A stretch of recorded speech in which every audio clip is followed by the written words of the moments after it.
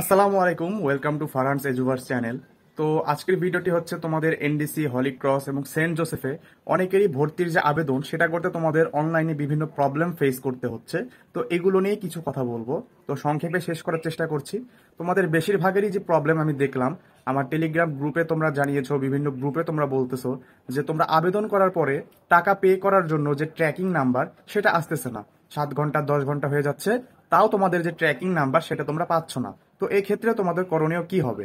তো অনেকেরই আমি শুনলাম যে 18-19 ঘন্টা পরও এসেছে। তো এইটা নিয়ে তোমরা চিন্তিত হয়েও না।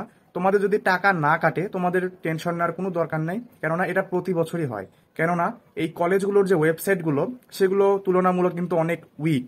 তো তোমরা যখন অনেকে একসাথে অ্যাপ্লাই করতে যাও তখন ওয়েবসাইটটা বারবার ক্র্যাশ করে। এর জন্যই তাদের ডেটাতে সমস্যা হয়, মেসেজ আসতে সমস্যা হয়। তো এক্ষেত্রে তোমরা কি করবে? অন্তত 24 ঘন্টা ওয়েট করবে যে তোমাদের ট্র্যাকিং নাম্বারটা আসতেছে কিনা। যদি আসে তাহলে তো মিটেই গেল।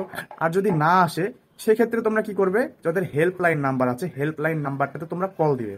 হেল্পলাইন নাম্বারও একটা সমস্যা আছে যে অনেকে কয়েকশো বার কল দেও, দেখা যাচ্ছে পাচ্ছে না, কিন্তু অনেকে 1-2 বার কল দিয়েই পেয়ে যাচ্ছে।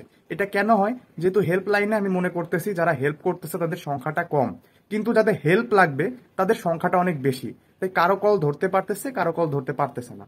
তো তোমাদের যদি কল না ধরে তোমরা আবার রিঅ্যাপ্লাই করবা। যদি তোমাদের টাকা না কেটে দেয় তোমরা আবার রিঅ্যাপ্লাই করবা, তো দেখবা ট্র্যাকিং নাম্বার আসে নাকি।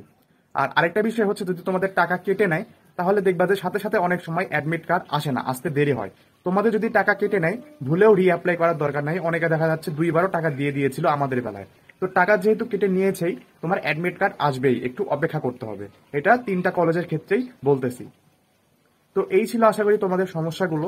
আরো কোনো সমস্যা থাকলে কমেন্ট বক্সে জানাও, এবং আমার টেলিগ্রাম গ্রুপেও জয়েন করতে পারো। সেখানে অনেকেই আছে যাদের সেম প্রবলেম দেখা যাচ্ছে ফিক্সড হয়ে গেছে, তাদের কাছ থেকেও তোমরা চাইলে ধারণা নিতে পারবে।